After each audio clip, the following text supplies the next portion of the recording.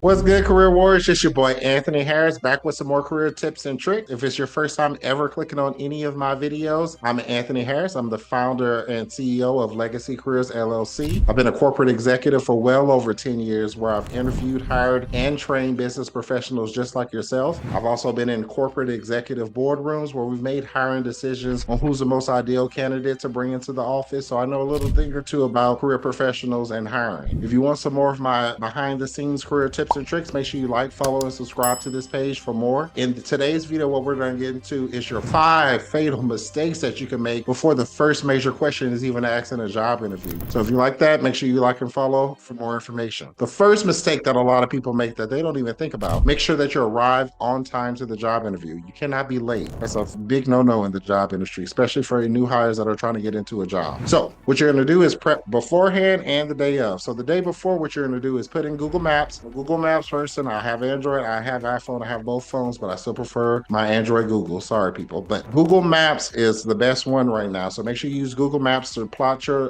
route the day before and the day of. Now, the day of, what you're going to do is make sure that you plan the time in there in case there are any major accidents or road closures, that you can plan out your route beforehand. Now, everybody knows that you arrive 10 to 15 minutes before a job, but my hint to that is you need to be arrived 10 to 15 minutes to walk into the building, not to be in the parking lot. Now, you're going to be in the parking lot 20 to 30 minutes before the job interview starts. That is because sometimes when you get there, especially if it's a huge job or confusing directions, you're going to need time to kind of get your bearings first to cool yourself down for the interview, but to also make sure that you're at the right building and going into the right building to do the interview. Just in case, let's say you arrive there, you realize that building that you have to do the interview is across the street. It gives you a little time to pivot on your plan. So make sure that you arrive there 20 to 30 minutes prior to the start time of the interview, and you're walking into the building 10 to 15 minutes prior to the first time you're supposed to be there for the actual interview. Now, mistake number 2 a lot of people make is being rude to the receptionist or ignoring her. Make sure you realize the receptionist is the eyes and ears of the company, and you don't want them having any negative thoughts being able to be conveyed to the hiring manager or HR once you leave that interview. Now, because they could sit there and say they were on their phone the whole time, they really were rude or things like that. This is your prime time where you're going to first put your phone on mute. You're going to put a nice business professional smile on, and you're going to just sit there and flip through your portfolio or flip through your notes about that job interview to prep yourself. If they ask you for any water or anything, you're going to take it, and you're just going to sit there and be nice and be kind to them. You don't want any negative things to go about you. Not to say it would lose you the job, but it also doesn't get you the job if you were any type of rude or things to the receptionist. So keep that in mind. The mistake number 3 that a lot of people want to just point out is dressing inappropriately. So how should you dress to the interview? Well, that depends on kind of what you talk to the HR manager and the recruiter on. Now, you're going to give them a call, make sure beforehand, and ask them what's the required attire before you get to the interview. Now, I'm gonna give you my hint into this. You're going to always dress one step above that. So if they said we're very casual around here,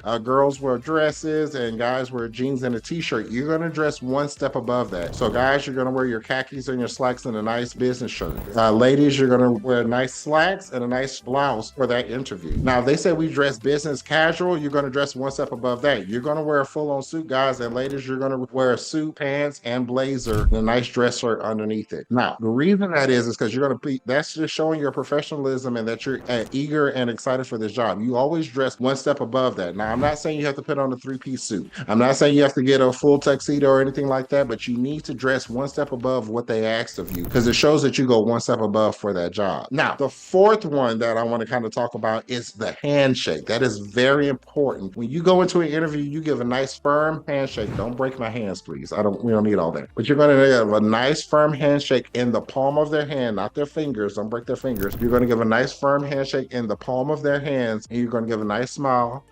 And then you're going to say hello. That is the business professional way of how you start it. Don't give a weak handshake and don't go for their fingers. It also leads into that you're nervous for the interview and you don't want to give off that impression either. So like I said, nice firm handshake in the palm of their hands and a smile. and saying hello. The fifth one that a lot of people don't even realize that they're making is the small talk that they ask you, how are you, or how are you doing today? Now, a lot of people, you're going to make this big mistake, and the mistake is not going to hurt you immediately. It's going to hurt you when you come down to you and another candidate. They want to make sure that they have a connection with the candidates that they interview beyond what your resume said, beyond the interview, but they want to see how you are as a coworker. And that how are you section opens that window to that, so you to talk a little bit more and build a connection or rapport with the interviewer. So if they ask, how are you? And you said, I'm fine. That doesn't really build rapport, because what they're going to do is say, oh, okay, I'm glad you're fine today. Let's start your interview. They're going to stop with the small talk and they're going to initiate the interview immediately. However, this is what I want you to do. I want you to add a little bit of extra context to that, how are you, to lead them to talk about more things. So if somebody was to ask me, how are you? I'm going to say, great today. It was actually a nice sunny day outside. It was a nice day. I would love to go to the beach or be at the pool or something like that. I would love that. It's a very nice day. I'm excited about today, and I'm excited to be here in this interview. That is going to lead them to talk about more. You lead them to open personal conversation, because then they'll say something like, because they're in the office for this long time too. They want to build connection to you, and they want to build connection outside that office. So they'll be like, oh, my family loves to go to the beach too. We would go usually during the summer, and sometimes we like to go fishing on our boat. And then you extend whatever they say to a further conversation of, oh yeah, my family loves to go fishing too. My grandfather used to take us on a boat during the summer, and we would go fishing in the morning. But of course, he'll take us out there like at 5 in the morning to noon, and we'll fish. He'll show us how to descale the fish, gut the fish, and my grandmother would love to fry it. So I'm a city boy, but I like country things too. So I definitely get that. And you do not realize how that 3 to 5 minute conversation on that how are you question is leading to rapport, to where they get to know you more intimately, and they also are building connection with you as a co-worker, because you remember, these are people that you're going to be working with more than you're going to see your family. Sometimes you're working with them intimately for 8 to 10 hours a day, and at the end of the day, the interviewer wants to know that they have a connection with you besides what's written on your resume or just the skill sets that you have. You have to have more substance to you, and they have to feel a connection to you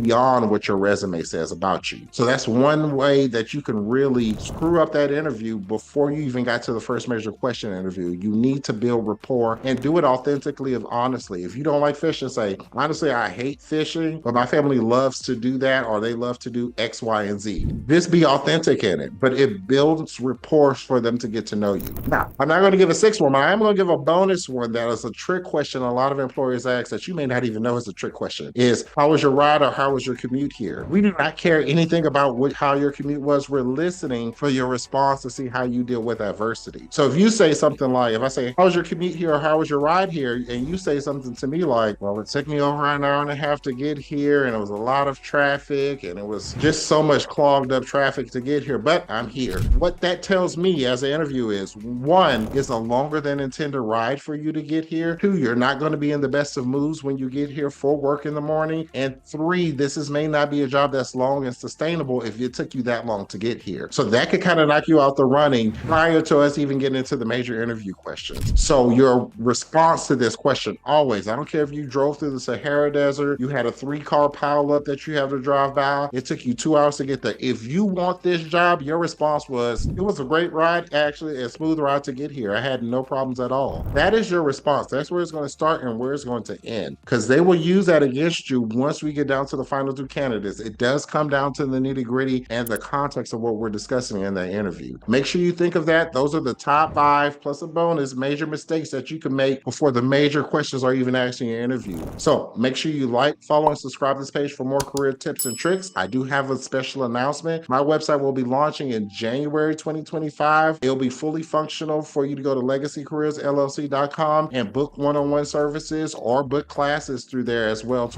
But if you would like to book one-on-one sessions right now with me and my team, added a link down in the description, a booking link. You could pick either a 30-minute or a 60-minute career strategy session where we'll prep you for things like these interviews or update things like your resume, cover letters, or even your LinkedIn profile, and to optimize it so where recruiters are actually hitting you up versus you're just looking for jobs. Hey, if you like that and more, make sure you also leave a comment down below. If you'd like to discuss anything else, I'd love to make some more videos or answer your questions. If you have anything else, let me know. Career Warriors, until the next video, peace.